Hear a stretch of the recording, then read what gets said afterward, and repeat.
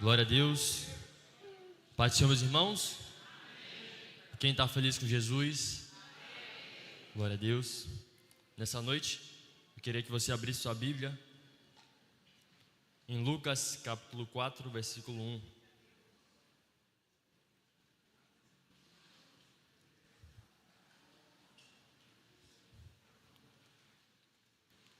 Evangelho de Lucas, capítulo 4.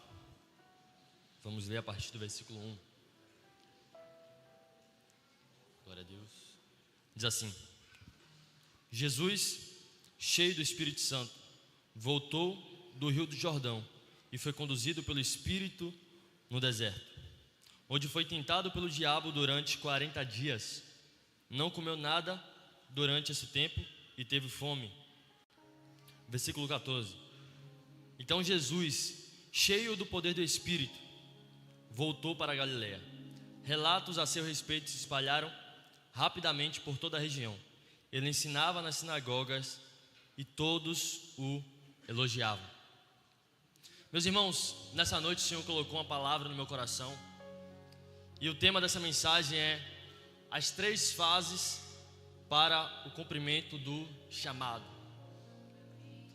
E a gente poderia caminhar aqui em diversos exemplos de pessoas na Bíblia que receberam promessas de Deus, que receberam propósitos de Deus e que passaram por um tempo de processo. Mas eu quero trazer aqui o maior exemplo, que é o próprio Jesus Cristo. O próprio Jesus, ele, antes de iniciar o seu ministério, o próprio Cristo, antes de cumprir o seu grande propósito de trazer o reino de Deus, estabelecer o reino de Deus na terra, salvar as pessoas, ele também passou por um tempo onde ele foi preparado. Ele também passou por um tempo onde ele foi forjado. Logo, eu entendo que se o próprio Filho de Deus passou por um tempo como esse, nós também passaremos. Se o próprio Jesus foi forjado durante 30 anos para cumprir o seu chamado, nós também passaremos por um tempo onde o Senhor irá nos forjar para alcançar e fazer aquilo que Ele nos chamou para fazer. E hoje em dia a gente talvez tenha a pressa. Deus faz uma promessa: eu vou te levar para tal lugar, eu vou te levantar como um líder, eu vou te levantar como um grande empresário, como um pastor, como uma pregadora.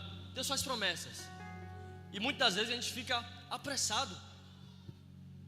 A nossa geração está tão intensa que a gente fica apressado de querer ver que as coisas aconteçam, que as coisas aconteçam. Porém, quando a gente olha para o próprio Jesus, Jesus passou por um tempo onde ele esperou até que o chamado de Deus acontecesse na vida dele. Então nós também devemos ter a paciência de passar pelo deserto. Nós também precisamos ter a paciência de passar pela forja de Deus, porque o Senhor está pronto para poder nos dar, o Senhor está pronto para poder nos usar, mas antes de tudo, o Senhor ele quer nos forjar. Olhe para o irmão que está do seu lado e diga: o Senhor quer te forjar. Deus quer te forjar nessa noite. E a primeira coisa que eu vejo na vida de Cristo, a primeira fase para que Jesus cumprisse o seu chamado e o seu propósito, foi a fase do secreto. Jesus Cristo passou 30 anos da sua vida sem aparecer de maneira pública. Ele sabia quem ele era, ele sabia o seu propósito, ele sabia o seu chamado, mas ele passou 30 anos sem aparecer. Ele passou 30 anos sem, talvez ali, realizar grandes milagres, porque ele sabia que tinha um tempo certo para que aquilo acontecesse. Agora, a espera de Cristo não foi uma espera passiva. Ele não esperou até que ele cumprisse ali, tivesse 30 anos para começar a fazer. A espera não foi de braços cruzados. A espera, Jesus não esperou sem fazer nada. Tanto que quando a gente olha no próprio livro de Lucas, Jesus, na adolescência, foi encontrado por seus pais ensinando a lei, ensinando a palavra de Deus. Sabe o que isso se demonstra? É que na fase de preparação, Jesus construiu uma vida de devoção. Na fase de preparação, até que ele chegasse no chamado, ele já tinha ali dentro de si uma vida de intimidade com a palavra. Porque antes de Deus te dar grandes coisas, o Senhor ele busca que você seja fiel nas coisas pequenas. A gente também tem o exemplo do próprio Cristo ajudando José como um carpinteiro. E outros exemplos como Davi. Deus chama Davi como rei. Davi, eu vou te usar para esse tempo. Davi, eu vou te levantar como um grande rei para essa nação. Mas aonde foi que Deus achou Davi? Deus encontrou Davi em um pasto. Deus encontrou Davi cuidando de ovelhas. E o processo até que Davi chegasse ao trono não foi no estalar de dedos, não foi do dia para a noite. Ele continuou submetido a pequenas coisas. Ele continuou submetido a coisas simples e comuns da vida. Ele sabia, ele tinha consciência. O próprio José, antes de se tornar o grande imperador, ele administrou uma prisão e frutificou em um lugar que para alguém frutificar seja muito difícil. Mas lá estava ele, sendo fiel naquilo que o Senhor colocou. E aí eu pergunto, será que nós estamos sendo fiéis nas pequenas coisas que o Senhor tem colocado em nossas mãos? Será que você tem sido fiel nas pequenas coisas que o Senhor tem te direcionado? Será que nós temos sido fiéis em coisas simples da vida? Que nós venhamos tomar o exemplo de Jesus. Vamos chegar ao teu propósito, vamos chegar até o tempo da promessa, mas até que esse tempo chegue, Deus vai encontrar em nós um coração devoto. Deus vai encontrar em nós um coração fiel. Então a primeira coisa, a primeira fase que eu quero que você guarde é a fase do secreto. Não tenha pressa. Eu sei que dá aquela agonia de querer ver acontecer aquela coisa, mas antes do povo entrar na terra prometida, eles passaram todo um processo. Eles lutaram, eles guerrearam. E é nesse processo que o Senhor nos forja. É nesse processo que o Senhor nos ensina. Porque se você for fiel no pouco, aí sim o Senhor vai te dar muito. Quando a gente olha a parábola dos talentos, Deus ilustra através de uma parábola onde o rei dá um talento para um, dá 2 a outro, dá 5 e assim por diante. E aí o que tinha um guarda, ele fala, você fez errado. O outro, que tinha 2, multiplicou os talentos. Ele falou, vocês foram fiéis no pouco e vocês vão receber muito. Sobre o muito os colocarei. Seja fiel no pouco que o Senhor te dá. Seja fiel no pouco que o Senhor te permite viver. Então a primeira fase que eu quero que você guarde, a primeira coisa, o primeiro princípio é: seja fiel no tempo de secreto. E aí a segunda coisa que eu observo na vida de Cristo, lá em Lucas capítulo 3, versículo 21, versículo 22, vai dizer: este é o meu filho amado, em quem me comprazo. O ministério, o chamado, deve começar na identidade de filho. Jesus, por certo, ele já sabia que ele era filho de Deus, mas ele só começou a sua jornada, o seu chamado, após ter a afirmação pública da sua filiação. É interessante a gente observar. Primeiro, tu és meu filho, e depois a missão que ele realizou. Jesus não começa o seu ministério, a sua missão, tentando provar que era alguma coisa. E aqui está o grande erro. O grande erro está quando a gente quer fazer algo para Deus. O grande erro está quando a gente quer se envolver na obra de Deus sem ter uma certeza afirmada de que nós somos filhos. E uma pessoa que inicia dessa maneira, ela só vai trazer problemas para ela e para outras pessoas.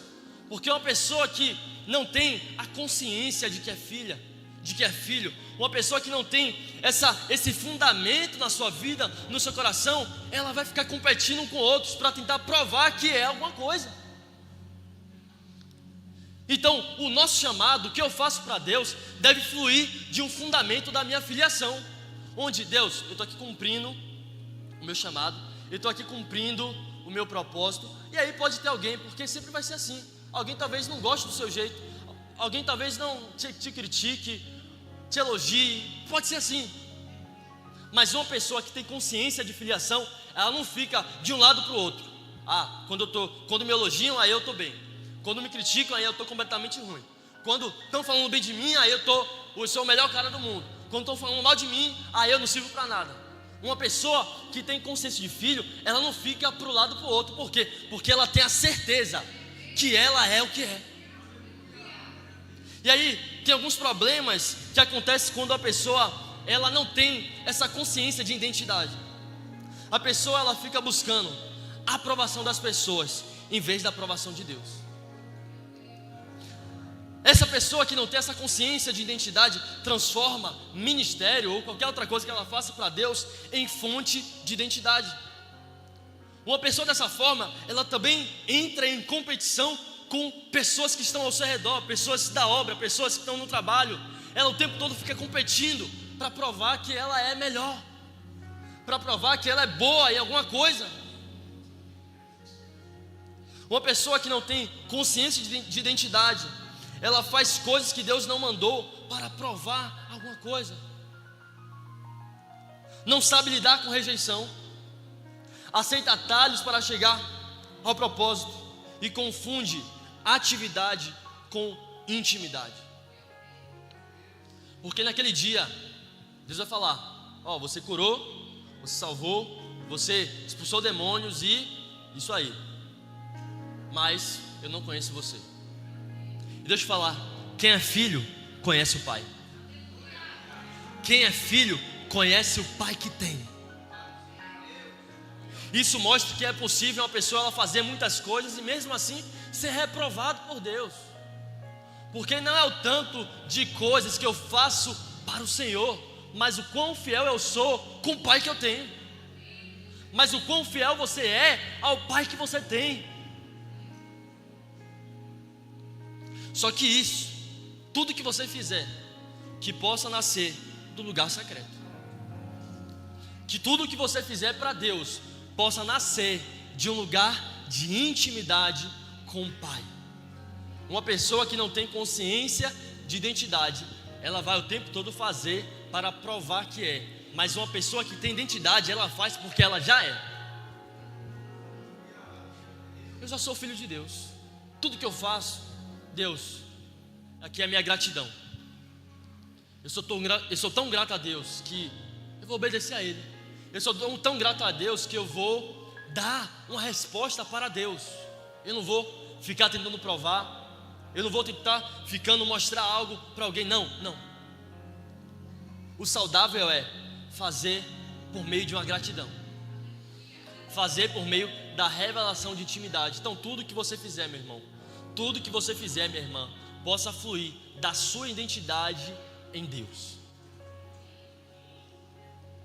E a terceira coisa que eu observo na vida de alguém que está no chamado, que recebe o chamado do Senhor, é o deserto. Primeira coisa, o secreto. A segunda, identidade. E a terceira coisa que o Senhor permite alguém chamado passar é o tempo do deserto. Observe no capítulo 4, no versículo 1.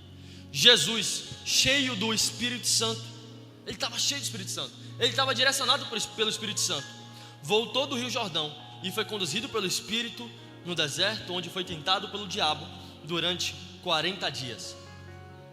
Jesus perfeito, sem nenhum tipo de pecado, foi conduzido pelo próprio Espírito ao deserto. E às vezes a gente tem a mania de achar que o deserto que alguém passa é consequência de algum pecado. Ah não, o cara errou. Ah não, o cara vacilou e agora Deus está permitindo ele viver essa prova. Isso é fruto da teologia da prosperidade. E está quebrado porque não está sendo fiel a Deus. está passando por essa dificuldade porque desobedeceu ao Senhor. Isso é uma heresia, porque o próprio Paulo passou pelas maiores dificuldades dessa vida, e mesmo assim ele era um homem totalmente fiel a Deus. O próprio Cristo passou pelas maiores dificuldades que alguém pode passar nessa vida, e mesmo assim ele foi o homem mais fiel que passou por esse mundo e por essa terra. Então eu entendo que o deserto é algo necessário, e não é o inimigo que leva. Às vezes, na verdade sempre, é o próprio Espírito que nos leva e nos direciona ao deserto. E a gente olha, por exemplo, João Batista, a voz do que clamava no deserto. E meus irmãos, é no deserto onde as vozes, as várias vozes são silenciadas, e nós passamos a ouvir com mais nitidez aquilo que o Senhor quer que você faça. Às vezes no meio da correria do nosso dia tem tanto ruído, tem tanta coisa, é tanta coisa que acontece que a gente não consegue parar um momento, a gente não consegue parar um tempo para discernir a voz de Deus. Ora, e qual é o filho que não conhece a voz do Pai? É no deserto que Deus, Ele vai pegar todas as vozes, todos os ruídos, Ele vai silenciar de maneira completa, para que você ouça a voz do Senhor, para que você ouça a voz de Deus, para que você ouça o direcionamento de Deus. E sabe qual é o jeito certo de passar no deserto? O jeito certo de passar no deserto não é ficar reclamando. Oh Deus, que dificuldade é essa? Meu Pai amado, eu estou passando por muita prova, eu não consigo mais, eu vou desviar, eu vou desistir. Não, esse não é o jeito certo. O jeito certo é assim como Jesus, orando. O jeito certo é assim como Moisés passou no deserto, o tempo todo em oração, o tempo todo em intimidade, o tempo todo em busca. Aí eu te pergunto, se Deus tem te permitido você passar por algum tipo de deserto, de que maneira você tem se comportado? De que maneira você tem se comportado no deserto que o Senhor tem te permitido viver? Porque a maneira como você passa diz muito sobre quem você é. A maneira como você passa por um tempo de poda, a maneira como você passa por um tempo de forja, diz muito sobre como está o teu coração. E eu quero que a gente fizesse agora um olhar para dentro. Como está o meu coração? Será que eu tenho reclamado mais do que tenho agradecido? Será que eu tenho murmurado mais do que tenho orado? Será que eu tenho murmurado mais do que tenho buscado?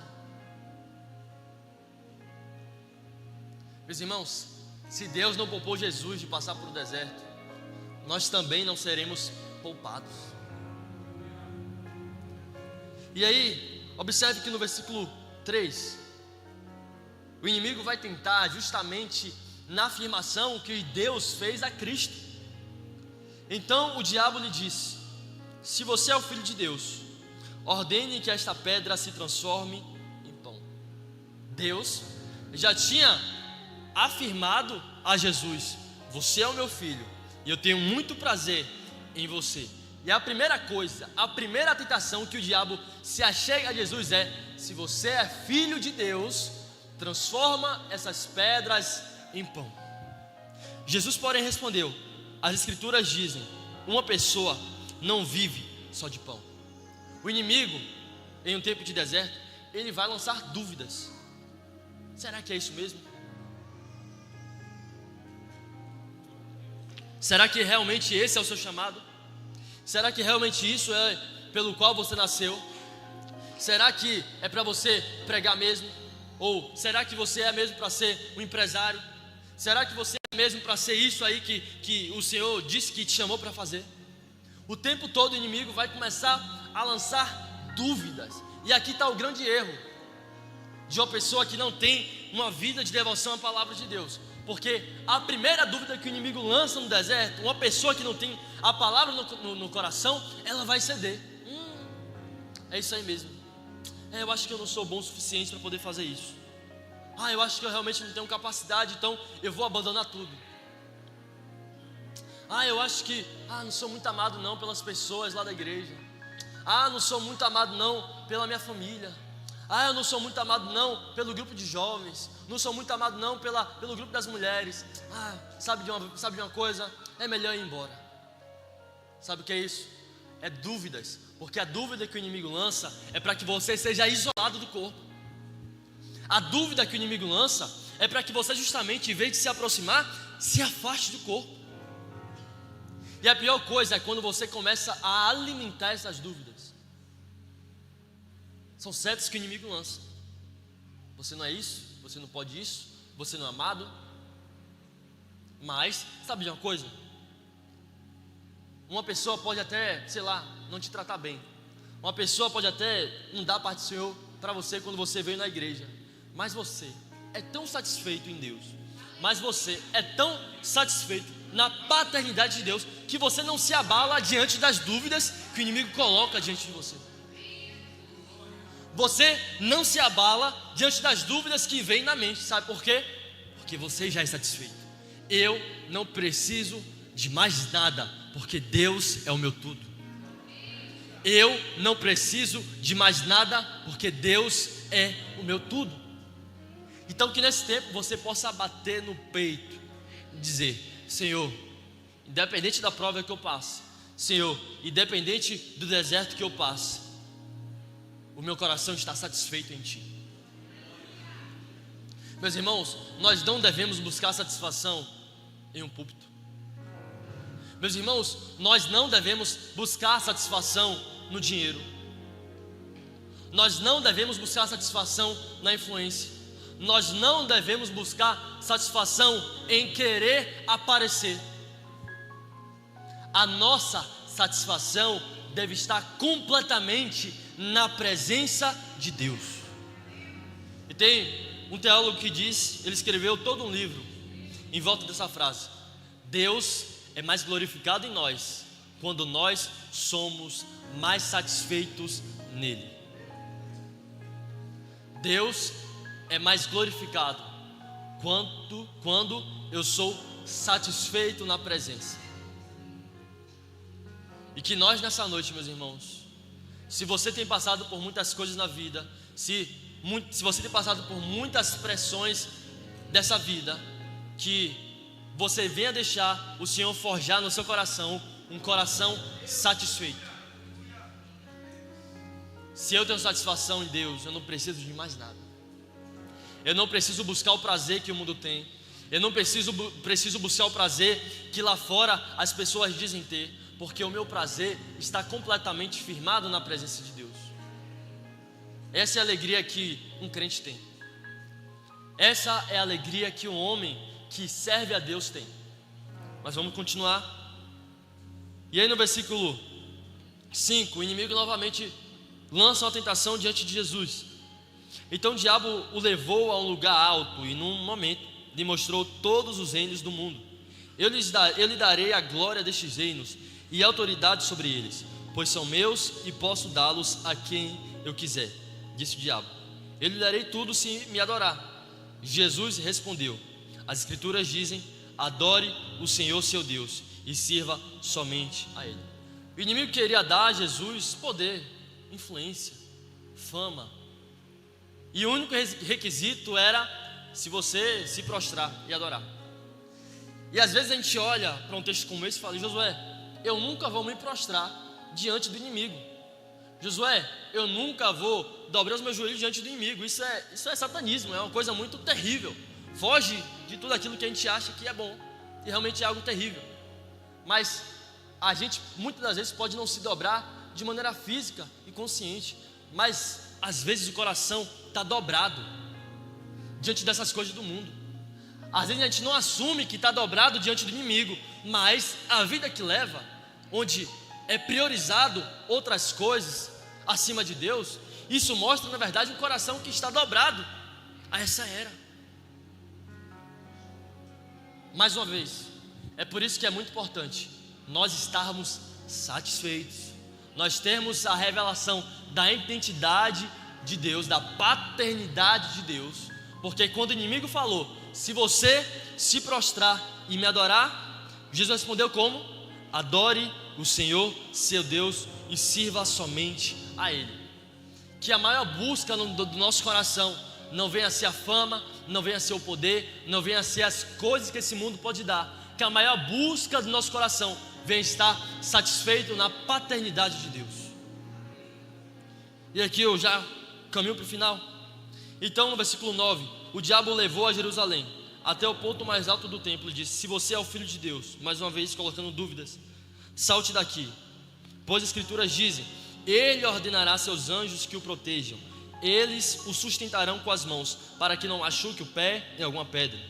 Jesus respondeu: as escrituras dizem: não ponha à prova o Senhor, seu Deus. Quando o diabo terminou de tentar Jesus, deixou até que surgisse outra oportunidade. E aí a gente observa: Josué, como foi que Jesus venceu o inimigo no deserto? E aqui está a fórmula para nós vencermos as tentações. Aqui está a fórmula para nós vencermos as setas que o inimigo lança. Qual a fórmula? A palavra de Deus. Jesus não venceu a tentação debatendo com o inimigo, querendo provar algo para o inimigo. Jesus venceu a tentação com a palavra de Deus. A maior arma que a gente pode utilizar na batalha contra o pecado se chama Bíblia. A maior arma que você tem é a palavra de Deus. E muitas das vezes nós deixamos que poeira venha a se formar na Bíblia, de tanto tempo que não lê. A igreja brasileira, existe um dado que a maioria das pessoas não leem a Bíblia, ou leem muito pouco. Se a gente olhar para o povo do islamismo, eles sabem qual é o nome lá do Alcorão, do começo ao fim, do fim ao começo. E aí a gente se pergunta: por que é que eu não consigo vencer essa tentação? Por que é que eu não consigo vencer esse pecado? Sabe por quê? Porque falta a palavra, porque falta vida de intimidade, porque falta vida de revelação de quem Deus é por meio das Escrituras.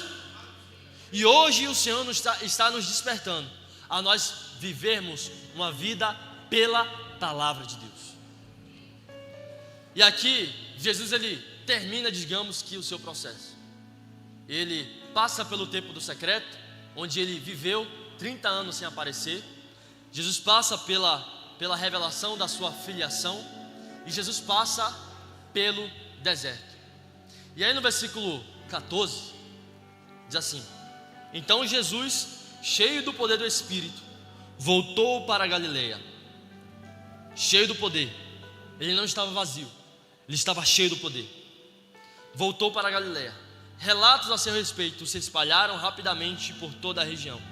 Ele ensinava nas sinagogas e todos o elogiavam. Meus irmãos, a força de Deus, o processo de Deus é um tempo que o Senhor nos permite passar. E o final desse processo não é para que a gente venha ficar de braços cruzados. O final desse processo é para que nós venhamos desenvolver e transbordar o chamado de Deus. Jesus automaticamente, após sair do deserto, ele voltou para a Galileia, começou a ensinar, cheio do poder do Espírito. Nessa noite, o Senhor quer te encher do poder do Espírito. Nessa noite, o Senhor quer te encher da presença de Deus. E aí, se você observar no restante do capítulo, a gente vai ver que Jesus ele foi rejeitado. Jesus ele também expulsou demônios e curou pessoas. Sabe o que é isso? É o Cristo que começou a fazer após ser forjado por Deus. E o final do processo, mais uma vez, não é você ficar de braços cruzados, mas é você colocar em prática aquilo que você aprendeu em um tempo que o Senhor te permitiu passar. Amém?